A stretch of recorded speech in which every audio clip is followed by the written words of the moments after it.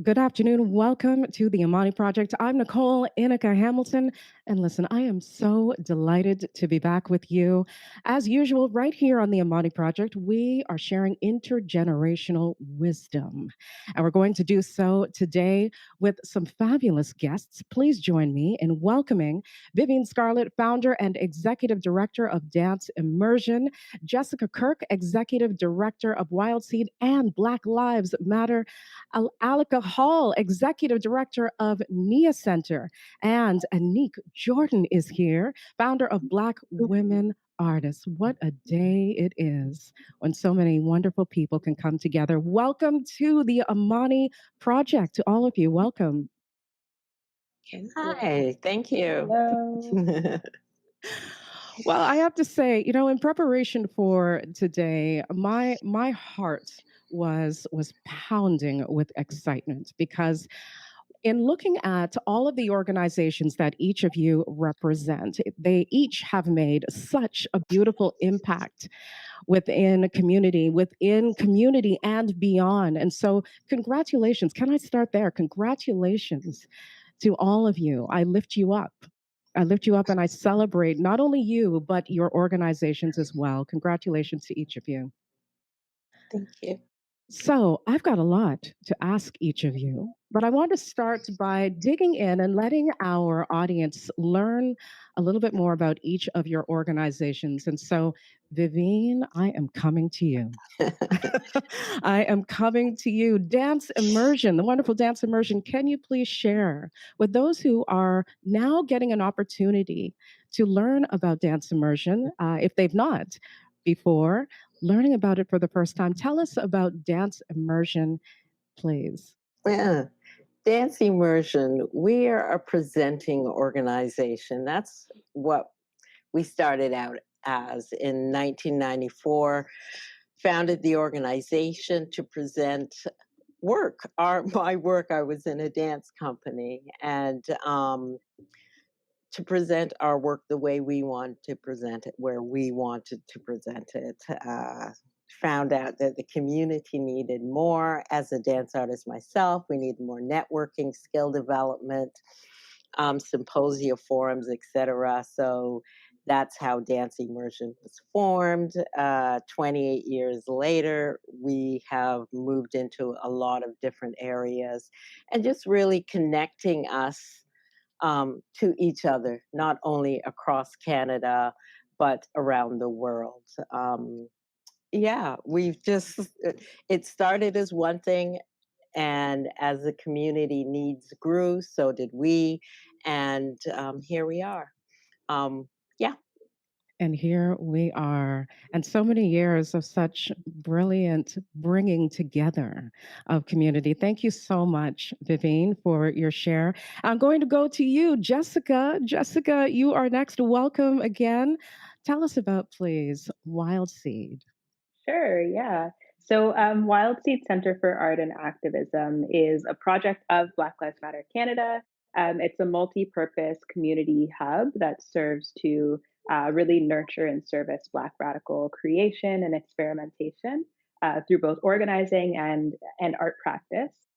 So it's obviously an office space for the operations of BLM Canada and Wild Seed, but in addition to that, it's a space in which there are booking opportunities available to artists and organizers who need space, access to space.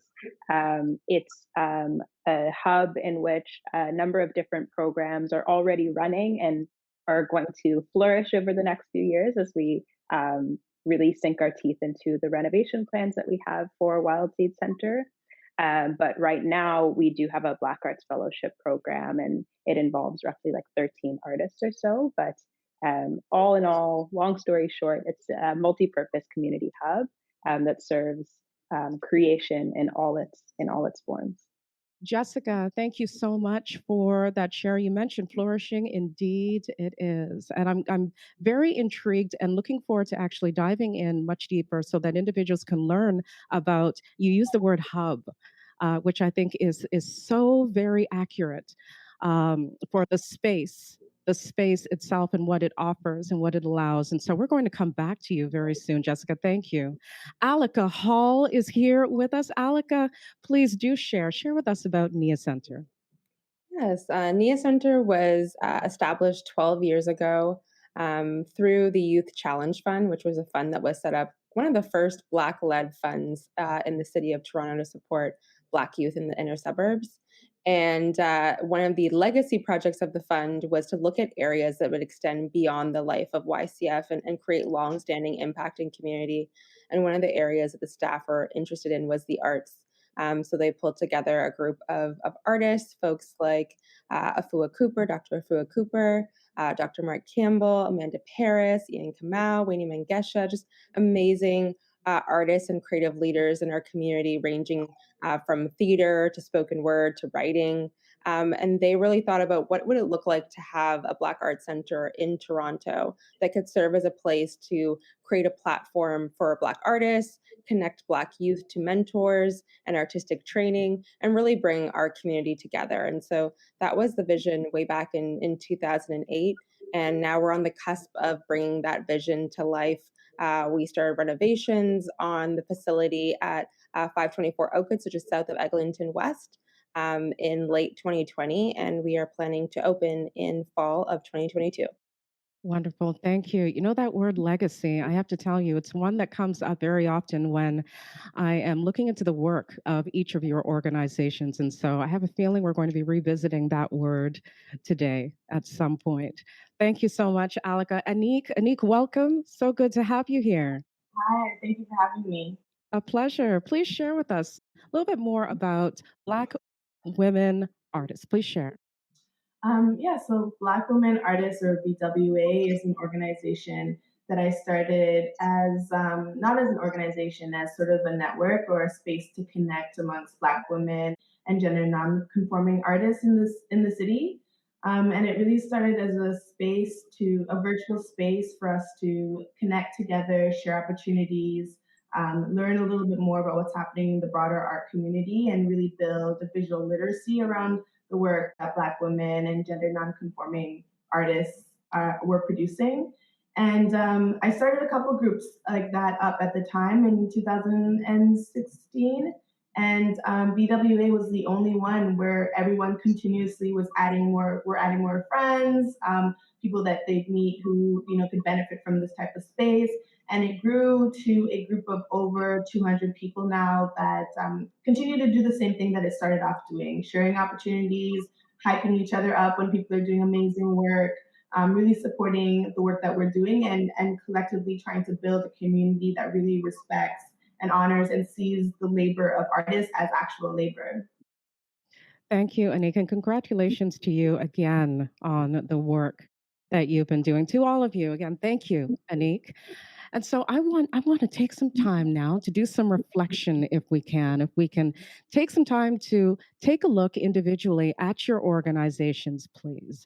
Because one of the things that I really am hungering to do today is for all those who are going to have an opportunity to tune into this conversation to learn, is to have them learn about your organizations and also what inspired them. And so the question I'm putting out on the floor to each of you is exactly that. Share with us, please, how did each of you get started in building your organizations? And also what inspires your work? Oh, everybody's running at me at once to answer this one. So I'm gonna pick. I'm gonna throw it out right now to you, Jessica, to ask you. Yes, Jessica, I'm coming to you. If you could please share a little bit more with us, please, about how you got started in building the organization, or how the organization got started, and also what inspired your work. Absolutely. So, Black Lives Matter, I guess I can start with Black Lives Matter Canada, and that'll create a better sort of illustration of how WILDSEED was sort of founded and how that came to be. Um, because um, both organizations are two sides of the same coin. So back in 2015, that was a moment in which the Black Lives Matter movement was sort of at a really huge height in its sort of capacity and in its undertaking of sort of chapters springing up across the world, really. And Black Lives Matter Toronto, Vancouver, and Waterloo were involved in the global movement. But it was Black Lives Matter Toronto who was doing its best to resource and support these newer chapters as they were continuing to form themselves across the country. And so, what started out as frontline work in a local capacity, as well as resourcing and supporting other chapters across the country, grew into this organization that is now known as Black Lives Matter Canada. And while sort of piling up that work of doing that organizing across the country, another sort of thread that had been following this organizing work is a really important sort of moment of intervention where folks realized that space was needed in order to sustain the organizing efforts, in order to support artists, and in order to really continue the legacy of what so many beautiful and wonderful Black spaces are actually doing to serve our communities, both in Toronto as well as across the country. And so now, sort of fast forward to 2022, our organization sort of does a number of different things. The first of which is organizing, supporting the organizing work of chapters and grassroots organizing. The second is research that's taken up through Black Lives Matter Canada to, again, support the frontline work. The third of which is cultural programming and production, which happens very specifically under and through WILDSEED Center. And the fourth of that is space. And the space is a place in which both the organizing as well as the creative practice intersect. And this is not only a place in which all of those sort of conversations since 2015 have come to kind of have a home of their own to continue this work, but it's also the continuation of a really long legacy of politicizing space and having sort of meeting grounds for radical creative practice and organizing to happen. There were Black Panther Party headquarters across North America. Marcus Garvey's headquarters, the Canadian wing of his headquarters, were actually down the street from where WILDSEED exists today. And on top of that, I think another important note is that between the years of 2020, when just before the pandemic started, and where we're at today, WILDSEED actually existed in a rented space at 76 Geary. Last year is when we really hit the ground running and started to think really critically about Black-owned space and what that would mean for, again, artists and organizers and in the city and beyond, which is how we got started as an organization. And I think, again, to your question around what inspired the work, I think the organizers and the need, what collaboration allows for is something that inspires us to make these kinds of multi-use spaces available for all kinds of radical creation. That goes for, community garden programs that could exist, kitchen programs that we can sort of collaborate and build upon, studio space, child mining space. All of these are made possible through WILDSEED. Beautiful. And those critical discussions on Black-owned spaces, that resonates with me. It's a discussion that I know has been bursting at the seams for so many of us in the community, and the importance of that. And so I thank you so greatly, Jessica, for that share. Thank you. I'm going back to Vivine Scarlett now. Vivine, if you can please share the beginnings of the organization, including the inspiration, please, and what inspired your work. Just to be able to continue my work as a dance artist, and not finding those avenues to really expand my work and present it and develop it within a way I wanted to from my own expression, and being taught or being told that it had to be shifted this way or that way back in, when I first started doing it.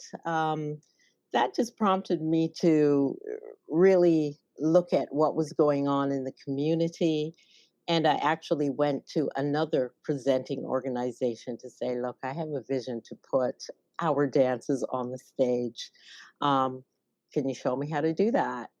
Very clear on what I wanted to do. It was for our dances, and they wrote a grant and took me under wing, and that's where it began.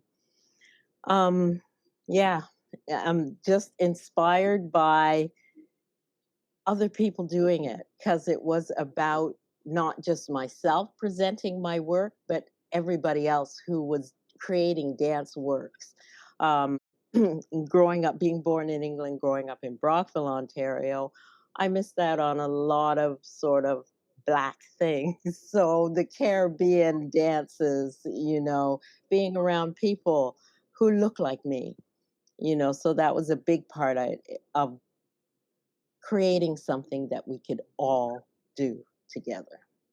Yes, yes. And I know, having sat down with you in many, many, many conversations, Vivine, just how much you value that word community and collaboration and working together, that spirit of working together, that spirit of togetherness. So I greatly appreciate the thought process behind the beginnings of dance immersion. We have more to explore. So we're going to come back to you very soon, Vivine.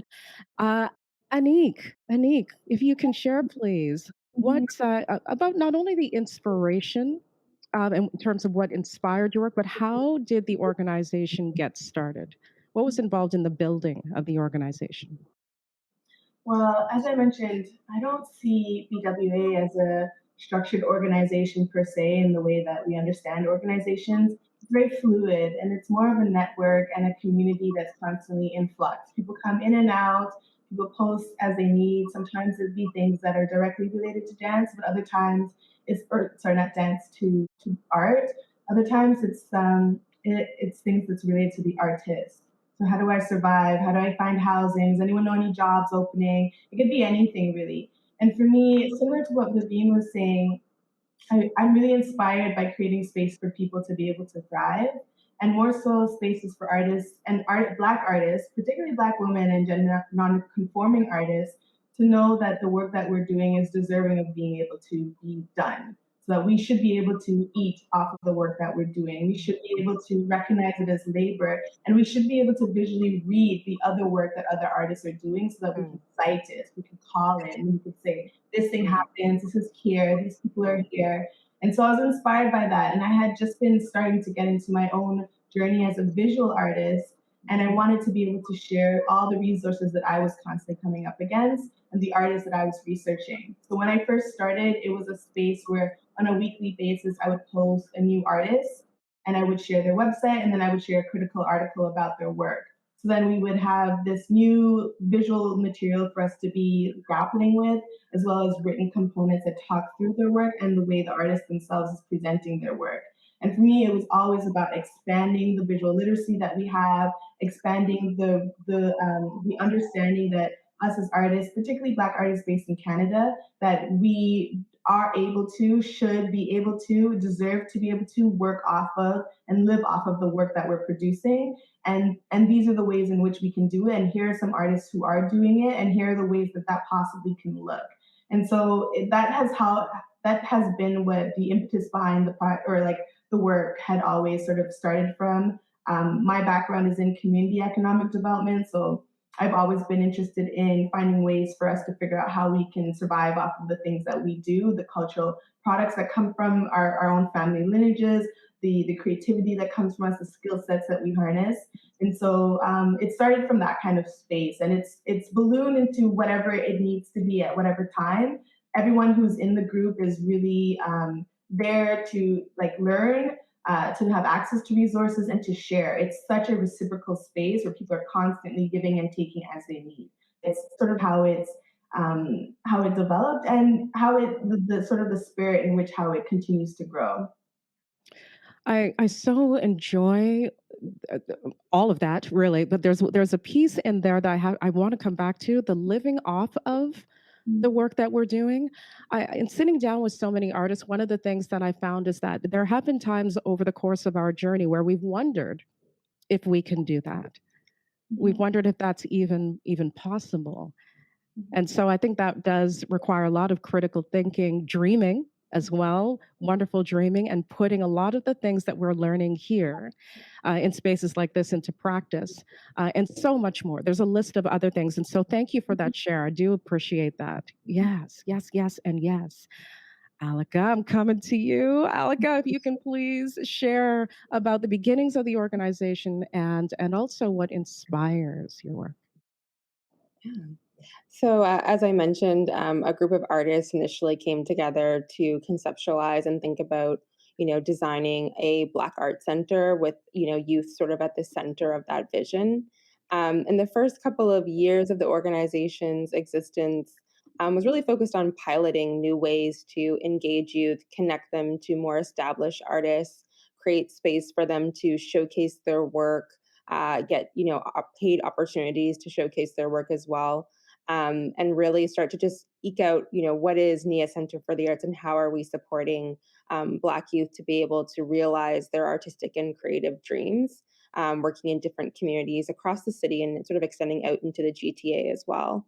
I was lucky enough at the time to work at the Youth Challenge Fund. I was an intern, so I was very fresh out in the world, but I was supporting the organization initially from the funding side while it was growing.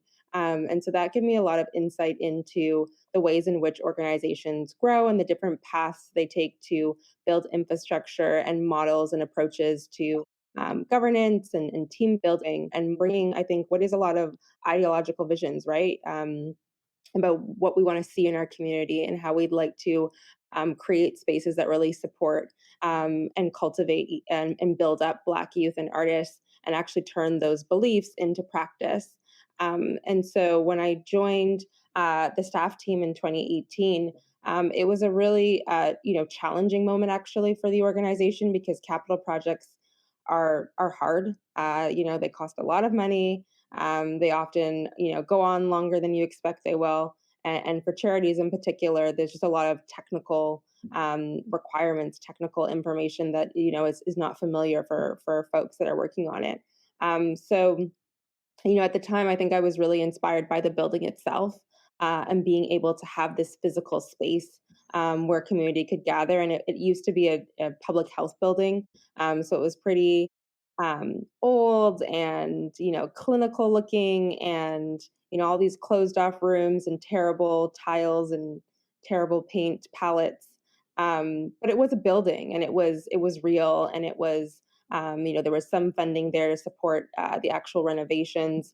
And so for me, the potential of being able to take what was at one time a gathering place for our community, lots of calypso and reggae shows used to happen when it was Isabella's Ballroom, a former club that Farley Flex, a cultural producer in our city used to co-own.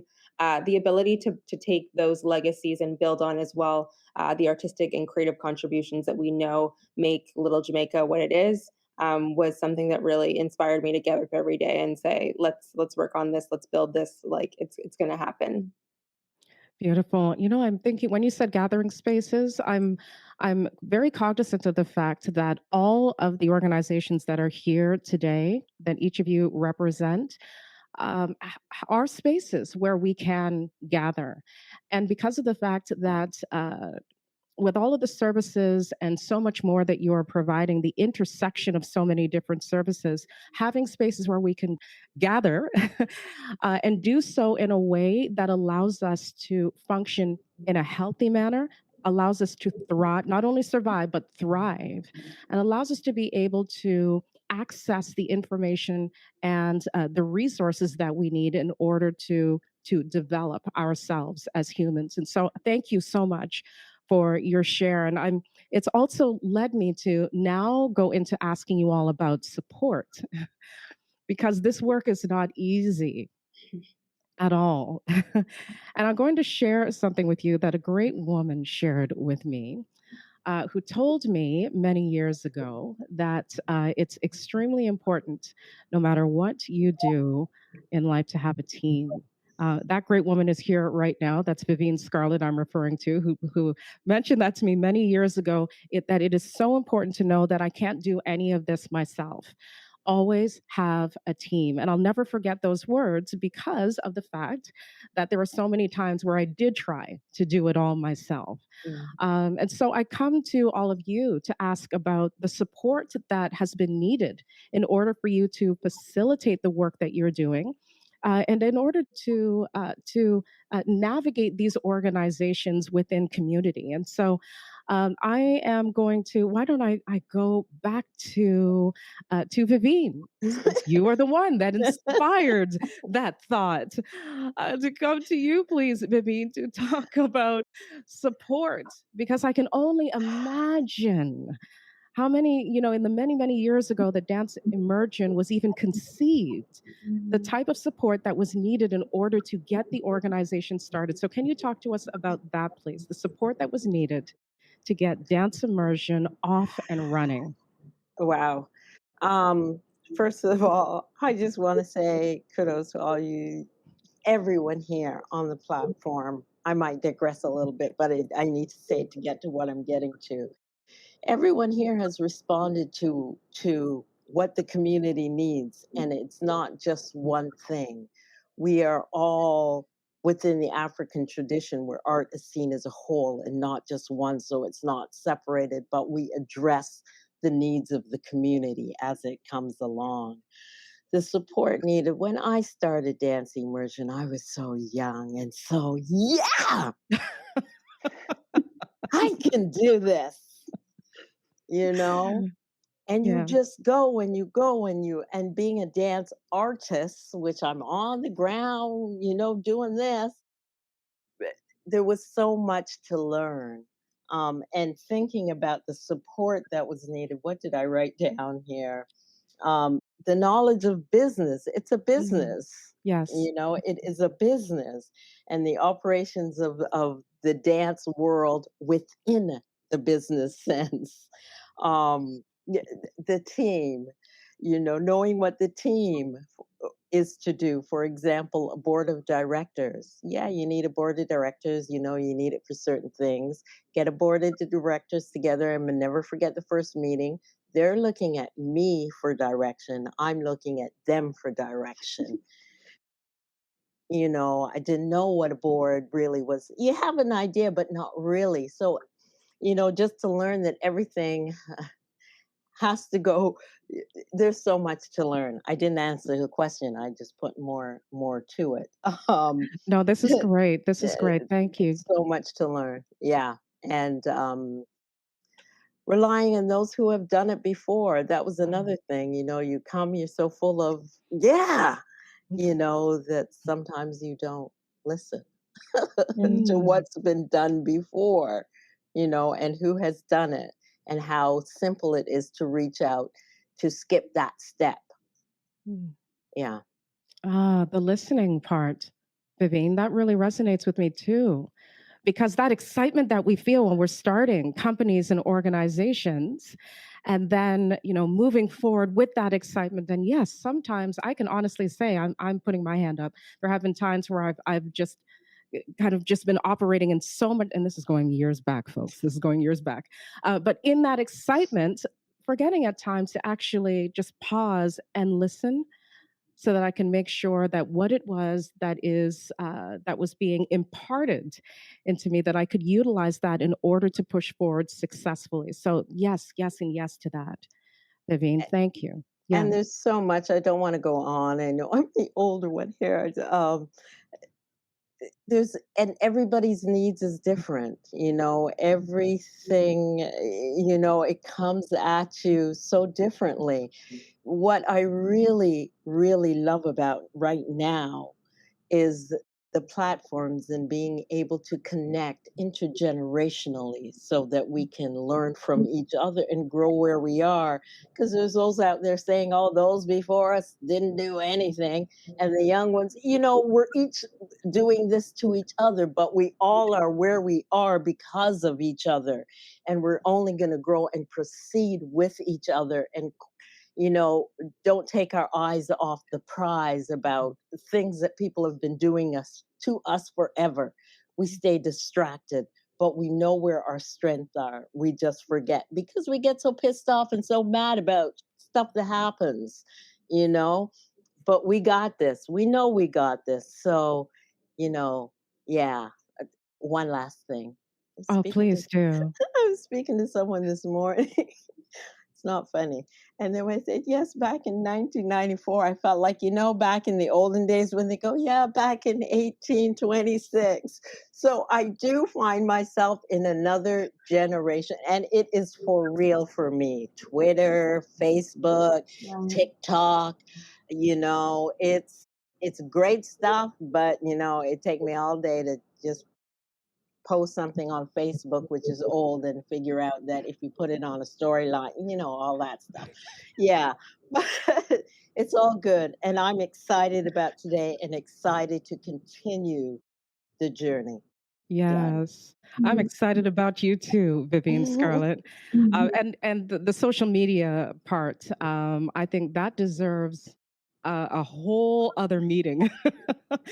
As we all, navigate through the changes in our global climate and attempting to put certain things online that have never been put online before. So yes to the social media discussion. That's for another future talk, Vivine, if you'll Yeah, welcome that as I'll, well. I'll lead that one.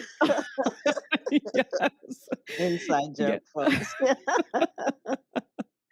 And to all of you as well, and listening to Vivine's shares with regards to support that's needed. And when you're thinking and reflecting back to the beginnings of the organizations, or even your beginnings in joining your organizations, what comes to mind for any of you when you think about the support that was needed?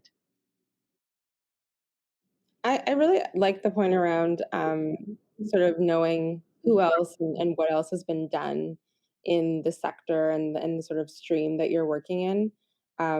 Having seen and worked at like a funding organization, you see so many. I know thinking about young people who are going to be watching this series, so many folks have new ideas and are really passionate and excited about them, which is great. But there's not that connection to, oh, okay, who's done this before, and can I build on that, or can I learn from them, or are there ways in which that you can collaborate to sort of amplify different initiatives that have already started. And I think that's a really important point, in part because there are resources, right? There are folks who have gone forward and thought and responded to some of the challenges that have come up.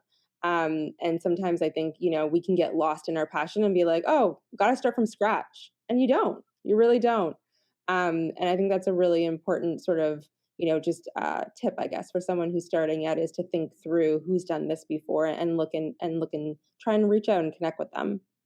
Yes, brilliantly said. Brilliantly said. Can I share this? As you were uh, sharing about the before, I started to think about a conversation that I had with Jason Samuel Smith, a wonderful tap dancer, artist, waymaker, who shared about the importance of us speaking with our elders while they are here and accessing conversations with our elders while they are here, because they are such a great resource. There are resources in books, in notations, in movies, and so much more that are available to us. And so Mhm. the importance of, I love that share. I love that share so much. The importance of accessing those resources and learning about those that came before, and also learning about those that are here with us, and Mhm. accessing information and having discussions that can be archived. Mhm.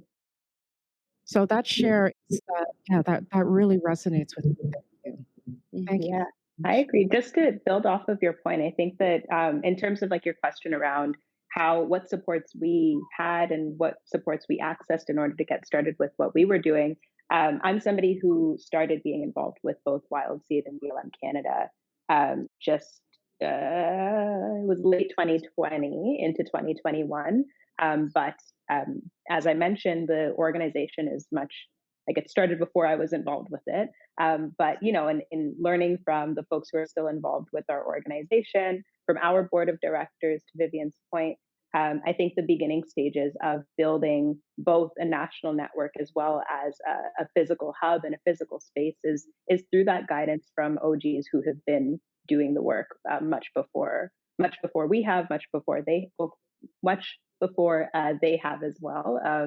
So, people who are former organizers with the Black Action Defense Committee, for example, there's a really long legacy of organizing and activism, and artists and organizers taking up both practices to thrive and to sort of get the ideas and the issues across. So, learning from the OGs is something that allowed us to continue building up this experiment, and to continue doing the work that we're taking up today.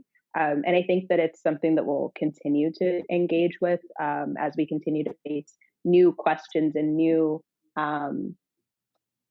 like roadblocks that we have as an organization, and questions that we are engaging with, both internally as well as with community, falling back on, and seeking guidance from folks and elders who have been doing this work is something that is really crucial to what it is that we're creating over at WildSeed. Yes, and you're creating it so beautifully, so beautifully. And we lose, I think, historical context when we don't take the opportunity to learn from those elders. And historical context, and also the opportunity to learn about their experience, their personal experience in the journey that they took. So thank you, thank you. Yeah, brilliant, brilliant. Anique, any thoughts?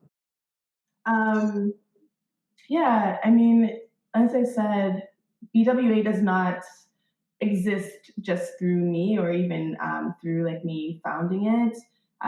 People in BWA have been the ones that have grown it and have made it what it is. People contributing constantly, supporting each other. When someone's doing something amazing, everyone sort of, like applauding them virtually. All of that makes that community what it is. When we had our very first gathering, so the network sort of started to take on its own wings without me reaching out to people, everyone reaching out to whomever they need, and adding them into the group. And so a lot of the people that were in it, I didn't even know, I had never met, and many people hadn't met each other who were in the group, because it's not just Toronto based, it's across Canada, and there are also a few people who are in the States that are in it. And so at one point, everyone was really excited about getting the chance to meet each other. So in 2019, we held our very first sort of gathering.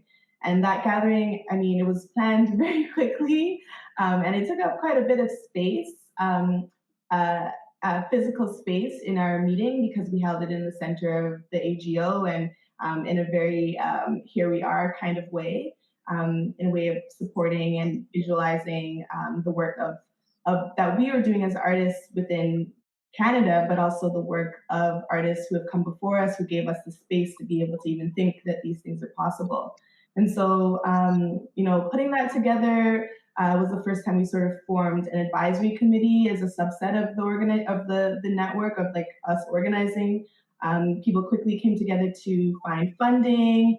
Black Eden Hagels from Black Foodie curated a menu for us. Ola Muhammad, who's a sound scholar, developed a like an immersive sound experience for us that had like Black women vocalists from across the diaspora, like hundreds of sounds in this massive playlist. Mia donated funds that allowed us to have childcare, so people who had children could still attend and be able to have their kids either with them or at home being mimed. Like so many people, Eptina Bang did a massive photo shoot for us. Like people just sort of came together in order for us to make this thing happen, and for us to make it something that could be remembered and witnessed in a really special way. So for me, that's why I say it's a network, and it's a network that holds itself up through the work of each other, because it's not. Sometimes I don't even open the chat for like days at a time, weeks sometimes. And when I go into it, people are still there doing their thing, sharing resources, supporting each other in different ways. So it's sort of the basis of it is in support. It is in like sharing and like mutually deciding that we're going to be there for each other. Yes, the being there for one another. So is it fair to say then to all, thank you. Is it fair to say then that when we're thinking about community, we've heard and we spoke about boards of directors, we've spoken about Anique just beautifully shared on advisory committees.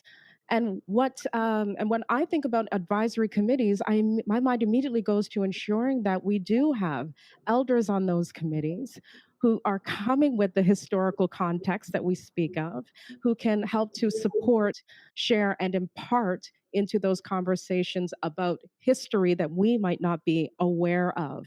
So thank you for mentioning the advisory as well. And so support is also community in addition.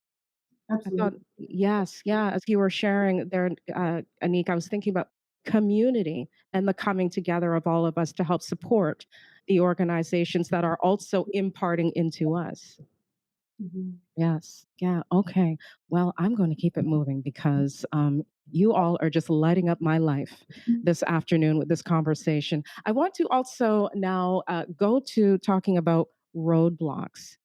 And in particular, some of the ones that you might have faced along the way. There are certain ones that I think I'm already at the top of my mind when it comes to ensuring that an organization is pushing forward and doing so successfully and in a way that is not only supporting community, but in a way that is supporting the structure um, or even the strategies of what needs to be done with the organization. Now, I will say this because I know not each of you refer to your spaces as organizations. I want to broaden thought here to really think about what do roadblocks look like within the spaces that you serve in. So, putting that out to all of you, the first one that I'll think of or that I'm thinking of is finances, funding. Thinking about that, that comes to mind. Are there others, or perhaps would any of you like to comment on that share? Roadblocks that come to mind. I can start if that's helpful. Please do. So on our end, as I mentioned, Wild Seed Center was its first iteration was a rented space that launched back in early 2020, and then a building was purchased for Wild Seed Center in the summer of 2021, so just last year. When the building was announced, there were a balance of a lot of excitement around what this might mean for Black artists and Black organizers and for the city of Toronto. And there were also a lot of questions and concerns and valid critiques that were raised around the purchase of the building and kind of how community engagement was brought into the fold of those decisions.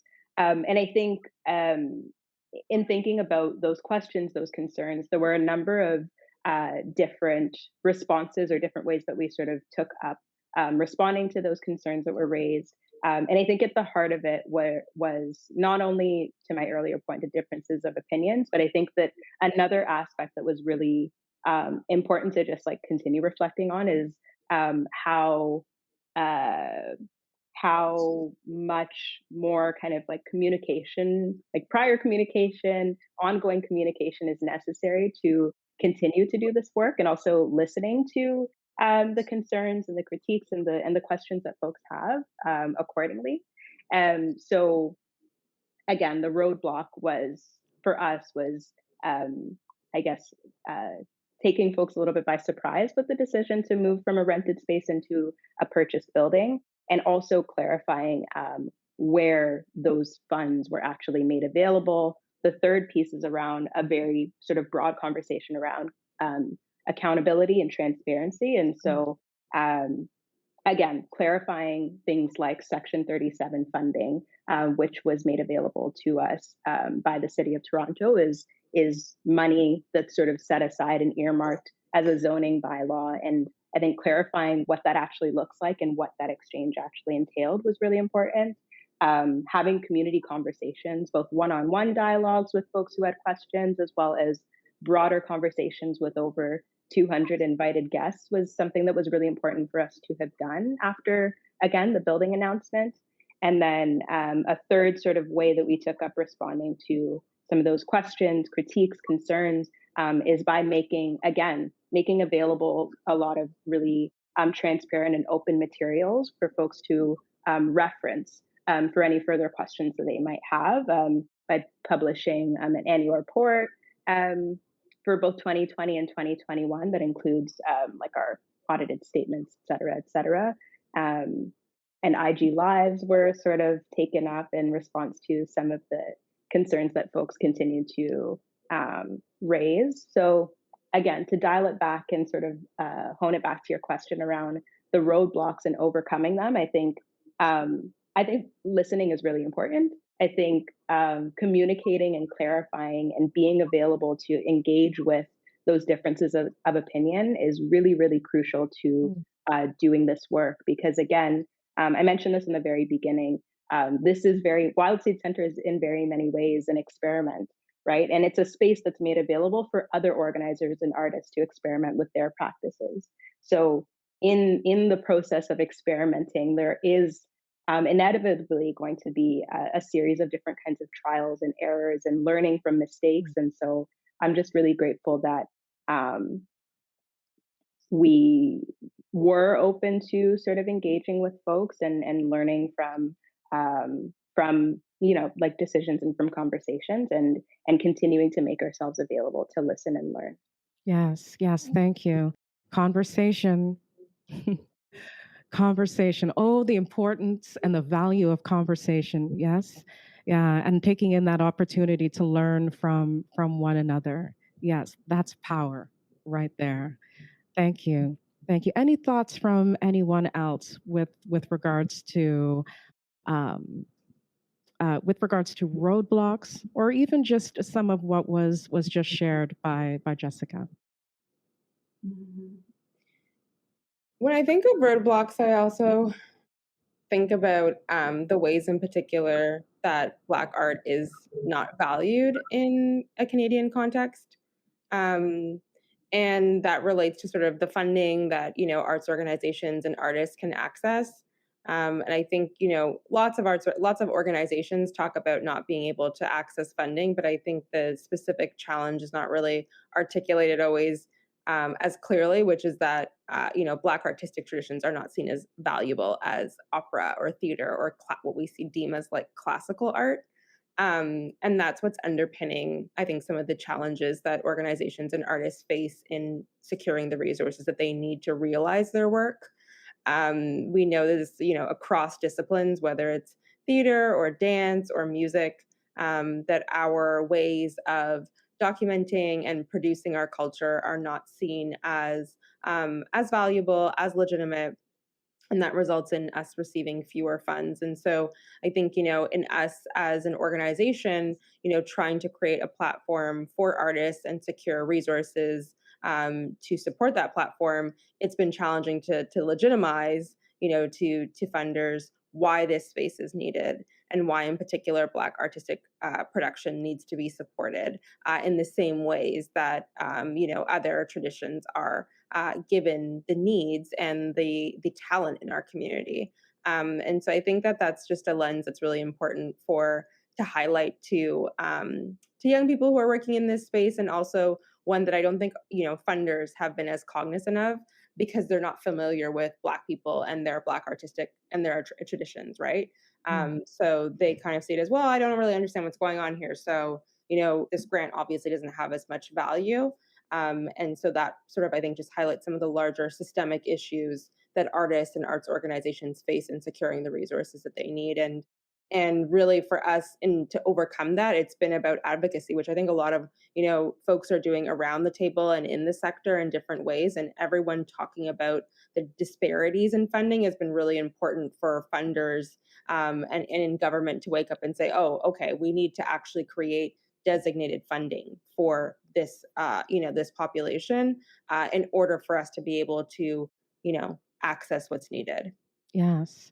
And if I may, can I ask, what does advocacy look like? If I may, if I can add in that question, please, because I I, I was speaking with a young artist the other day who said that, in their opinion, Black art will never be appreciated, never will.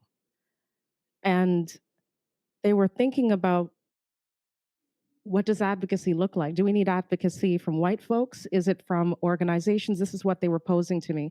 Is it those funding bodies? Who do we need advocacy from? What does advocacy look like? If I can pose that out to any of you, and even if you'd like to respond to Alica, if you'd like for me to come back to you. Yeah, I mean, I can definitely chime in. Advocacy, I think, is directed towards decision makers. So whether that's elected officials or senior staff at a funding organization, anybody who has within their, realm of power, the ability to make decisions about the way that funding is awarded to artists or organizations. And so what we have, I think, to work with is data, right? We know that Black artists are underfunded because more and more organizations are actually collecting information on who they fund and what groups and communities that are connected to. We know that hip hop and R&B is the least funded artistic genre by Factor Canada. We know, the rate of growth that Black artists as a percentage have received from other funding bodies, and so we're now able to say, given the size of the artists and the community and their artistic output and the percentage of funds that's awarded to them, there's a disparity, right? And I think it's interesting to say that, of course, we don't see the value because, of course, there is that inequity right now. But the fact of the matter is that Canada is exporting incredible talent in a range of disciplines that are rooted in Black traditions, right? We can talk about Drake in The Weekend. We can talk about Steph Anderson and Shamir Anderson and Steph. There's so much artistic talent coming out of our city and our country that creates cultural value both in Canada and beyond, that points to the fact that people are consuming this culture and have always been. So, the consumption is there, which then points to the need to invest in the creators and the people who create that work. Because at the end of the day, Black culture is what moves the world. So, Hmm. Power. I saw so many of you nodding. Any thoughts from any of you? Thank you for that. Thank you. I'll say also, in addition to what Alica is saying, that oftentimes when Black artists are supported or are their work is taken up in a very particular type of way, specifically, I'll say like through dance and through visual arts. One, through dance, our work isn't seen as contemporary or modern or whatever. It's seen as sort of entertainment for an intermission of an event or sort of like this like moving decor in this way, right? It's never really put into a complex space where it can be a mesh of many different forms of dance that are being performed. And similarly, or maybe even like, similarly and differently in the world of visual arts, when we're producing our work, unless there's a Black body that is on display in the work, it's often not taken up as work that's being done by Black artists, or you're being asked to sort of speak through, the ills of your life and all the things that you've had to go through in order to receive that type of funding. And I think for a lot of artists, and particularly a lot of young artists, they feel there's a lot of mistrust within the granting system to believe that our work can just be taken up as for the merit of the work versus to us having to exploit the ills and the pains of like being a Black person or whatever it is that they're sort of expecting to come from these applications written from Black artists. And so oftentimes there's this sort of like struggle, like, am I going to be able to, is my work going to be purchased? Is my work going to be taken up? Is my work going to be seen if I don't do these very specific things that people have created these ideas of what Black art needs to look like and needs to feel like, or how it needs to be expressed. And so there's these different layers of limitations that are present there, and I think it also holds back a lot of artists from being able to create any and everything that we want to create because people don't read it as work that's coming from a Black artist unless it's doing a very particular type of figurative exploration or whatever the case might be. So for me, there's all these different ways in which we need to be able to have space to talk about our work in nuanced ways and in ways that include our identities if we choose to, but also exclude them when we choose to. And we're not oftentimes given the permission and the space to do that. And that becomes another roadblock with what we create, where we look to funding, and how we believe, whether or not we believe we can even receive the type of money that we should be entitled to create our work. Yes, indeed. Yes. And we shouldn't have to. I appreciate the permission piece too. Mm. I do. We're not often given that permission, and we don't need permission, right? Mm. We don't need permission. I certainly don't need permission to show up in spaces and be who I am. And so thank you for that permission piece as well. I am so enjoying this conversation with all of you. And I know that we're going to be closing up very soon. But I want us now to take a moment to really think about the scope of the work that you have done and the scope of your organization, and to consider for a moment, please, what are you most proud of? What comes to mind? What is at the forefront of your mind when you think about some of the greatest successes, some of the things that you have done for community through the spaces that you function in? Can you talk about any of you, please? What are you most proud of? Greatest success stories? I'm going to start. I Please. am most proud of creating dance immersion so that it can continue for the next generation or for whoever wants to take it on. It will change, it will, according to what is going on in the world.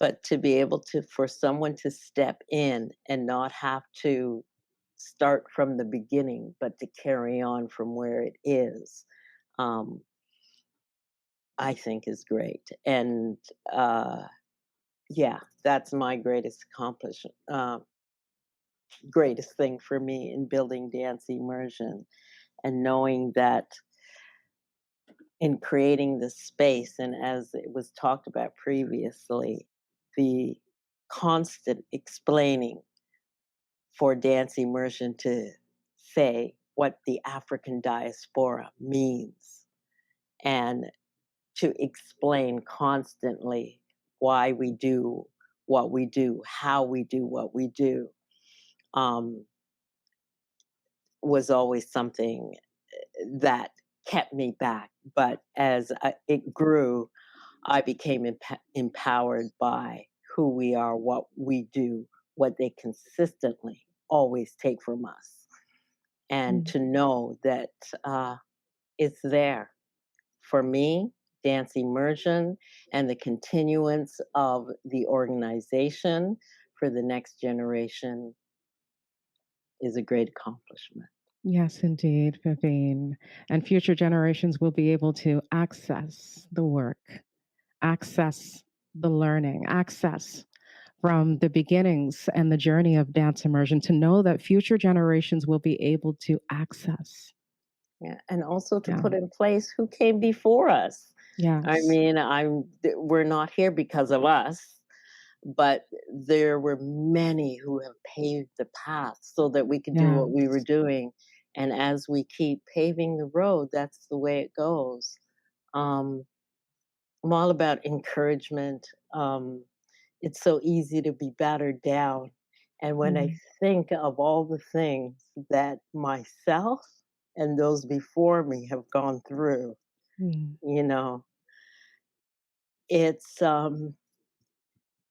we got this. We've always had it.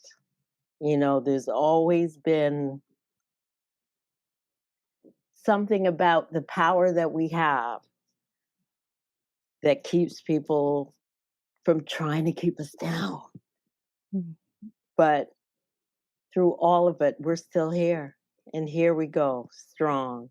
Young people, continue to do what you do, you know, continue to ride on, carry on, and stand on those shoulders who have built so much. Yeah. Sorry. Ashe. Yeah.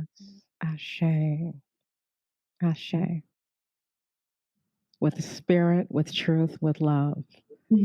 Yes, Ashe. I'll say for me, I'm most proud of being the product of a legacy of um, many artists and community leaders and mentors. I started off as a dancer, and through like the carnival procession, all those people poured into me in a way that I can now be an example. And I think it's those two things I'm most proud of, to be the product of so many legacies of people whose names I will never forget and who I will constantly call on and reference and say, like, well, I am this person because this person poured into me in these ways.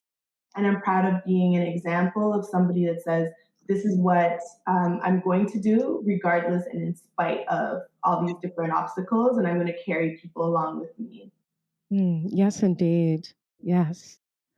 I I carry forward my mother, my grandmother, my sisters, my so many different individuals. So not forgetting. Yes, indeed. Anique, thank you. Thank you. Anyone else? Alica, can I come to you? Hmm. Um, yeah. The thing that comes to my mind today is really about not giving up. You know, when I joined the team in this way, the organization was in a really difficult spot. And I was by myself, working in a building. It's massive, 14,000 square foot building. And I feel like my work record is probably the best that it's ever been in my working life. Like I just showed up every day. And I think I'm just proud of myself for doing that and for being consistent and for not giving up and just being energized by the potential and the possibility and dreaming it and thinking about it and organizing around it and just really drawing on that to get up every day and try and make this thing happen. And I'll be really proud. I think I always just think of the opening and I feel like I'll be really proud then. But I'm proud of myself so far for just not throwing in the towel, going from one person to 8 people, and being able to create really amazing opportunities for artists and young people in the meantime. I'm smiling to myself because I was having a conversation with some artists yesterday, and we were talking about the importance of saying, I'm proud of me. Mm, I'm proud of me. I'm proud of the work that I have done and how important that is for us, for community, to actually take a moment to reflect upon the work that we have done and say, you know what, Nicole, girl, I'm proud of you. To look in the mirror and actually say that, proud of the work that we've accomplished. So thank you for that. Yes. To be able to look at self and say, I am proud of me. We've got to also lift ourselves up. yeah. Yes. Yeah. Amen to that. You just took me to church. I'm just letting you know. You just took me to church. Jessica, any thoughts? Any thoughts from you? Yeah, I've gone on such a like emotional roller coaster while hearing everyone's answers. Like I think that there's so much beauty in so much of what everyone has said about, the importance of just like taking pride in one's own accomplishments and also just being proud to be a part of like a long-standing legacy and thinking about legacy is such an important aspect of the work that we're taking up as Black artists and Black cultural workers. But I guess like my answer is that I'm really proud to be like one person in a huge network of so many brilliant artists and organizers who are involved in WILDSEED and Black Lives Matter Canada. Like there are 9 chapters across the country, all of whom we kind of spoke with ahead of acquiring the space, and there are 13 wonderful and like creative and powerful and beautiful Black artists who are involved in the Black Arts Fellowship program at WILDSEED. There's so many wonderful staff people and board members who are involved in the work that we're taking up. Alica mentioned earlier that like she was talking about, where NIA Center like was and what it used to be and what it's going to become. And all I could visualize at WILDSEED are the terrible wallpaper that's just like all across the first floor right now, all across the second floor. And I'm really, excited to see like what it's going to become once we're wrapped up with the first phase of renovation. So just to tie it back, I'm really proud of collaboration. I'm really proud to be a part of this like really beautiful network of people who inspire me every day. Yes, so am I. I concur. Yes, and I'm excited. I want to come on over to Wild Seed and to Come all on of you. down.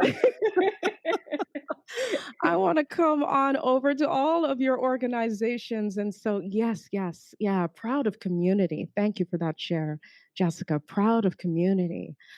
And I know that we're going to be wrapping up very shortly, but I've got one more for all of you. And I think it's one that I hope will be able to allow individuals who are tuning in and spending time with us on the couch today to walk away with something extremely special from every single one of you. And it's to ask you about your words of wisdom. What would you like to leave with folks who are sitting with us today, who are listening to today's shares? Any words of wisdom for those who are building, who are creating new ventures, who are starting new organizations, individuals who are just looking to start something fresh and to begin creating something where they too can look at that as legacy building? Words of wisdom from any of you. I mean, one thing that comes to mind for me is to trust yourself.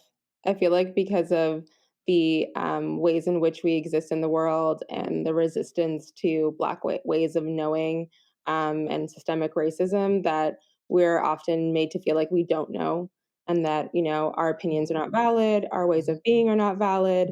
Mhm. And so I think that influences and informs how we make decisions and how we go about building things. And sometimes it means that we small up ourselves when we should be loud Mhm. or large. Mhm. It means that we shy away from making a decision because we're overthinking or not trusting ourselves. It means we don't reach out because we're not sure that, or we're not confident about what we're doing. And so I think, like, I really would like to see people just trust and believe in their vision and their ideas, and be really steadfast and consistent in bringing them to life, because that trust is an affirmation of who you are, and it's a belief in who and what you're creating.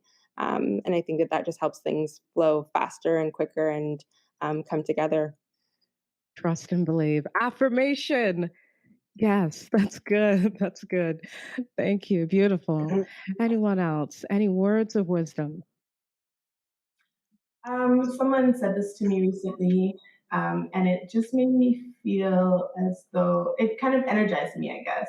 And they said you're just getting started, and I think I like that as words of as a like a word of wisdom, because it reminds you that no matter what part of the journey you are in your life, that there's always moments of renewal and everything is new, right? Like the saying, you can never step in the same river twice. For me, that's it's sort of the same as the you're just getting started.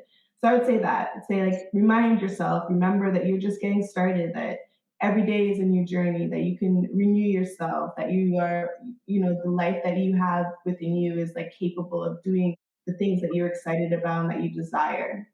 Yes. I think of water when you say that, the renewal piece. Mhm. Yes. Fresh bath, Mhm. renewing. Yes. Thank you. Thank you. That's beautiful. Jessica. Yeah. Jessica. Well, What are your thoughts? one of the things that came to mind was the importance of giving people their flowers and like making sure that you're uh, the things that you take from and learn from the people around you and the folks who have been doing this work for years or generations longer than you have, and that I have really, like, as somebody who's fairly new to this work and still a young organizer and artist. I think um, for every sort of like conversation or learning that you're able to access from the folks around you, just make sure that you're you know uh, really just like building people up around you who have helped, or continuing to kind of build up the people around you who you have learned from as you continue your journey. I think Anique spoke to this really wonderfully earlier on today, by talking about the importance of kind of like citing the kinds of art that you sort of take up and the learnings that you kind of get and access from the folks around you. But I think, again, just to reiterate, giving people their flowers and reminding oneself that you're not alone in this work and in this legacy of Black arts in Canada. So yeah, that's sort of a piece of wisdom that I'd like to share. Oh, it's good wisdom. That's good food right there. Mhm. That's good food. It is. And it's a beautiful reminder. We are not alone. We often feel alone, though, right? Mhm. Yeah. Yeah. We often feel alone in this journey. And so thank you for that reminder. We're not alone. We're not. Vivine Scarlett, Um, I am coming to you to close us out with some Vivine Scarlett wisdom. um, stay true to your vision. Keep asking questions. Listen. Keep learning and giving. Mm. This is journey, this life journey that we're on. Um, yeah. Beautiful, Good. beautiful. I have to say, you all have just made my day. I'm just telling you, you've made my day. Thank you so much to every single one of you for sharing with me, for sharing with all of us, for taking time to share space. I have so much love. I have so much love for all of you and this space. And so I thank you so greatly for making history, for making history together, this conversation, for making history together today with me. So, my love to each of you. Thank you for taking the time to sit down with us on the Amani Project to share and to educate and to encourage and to inspire. I could go on and on and on and on, but I'm going to stop and say thank you very much to all of you. Thank you so much. Thank you. Thank you, Nicole. Thanks, everyone. Well, thank you to all of you for joining me today on the Amani Project. Such a wonderful time of sharing. I'm so blessed by this conversation. I think about the words that were shared, staying true to yourself, staying true to your vision, listening, trusting, and believing. There's always moments of renewal, yes, in the fresh water that I think of when those words were shared as well, and taking that opportunity to really think about how it is that you are showing up in the world. That comes to mind for me as well. And so I'm very grateful for all of the shares and grateful for you for tuning into the Amani Project today. I'm Nicole Inica Hamilton, looking so forward to having you join us again very soon. Bye for now.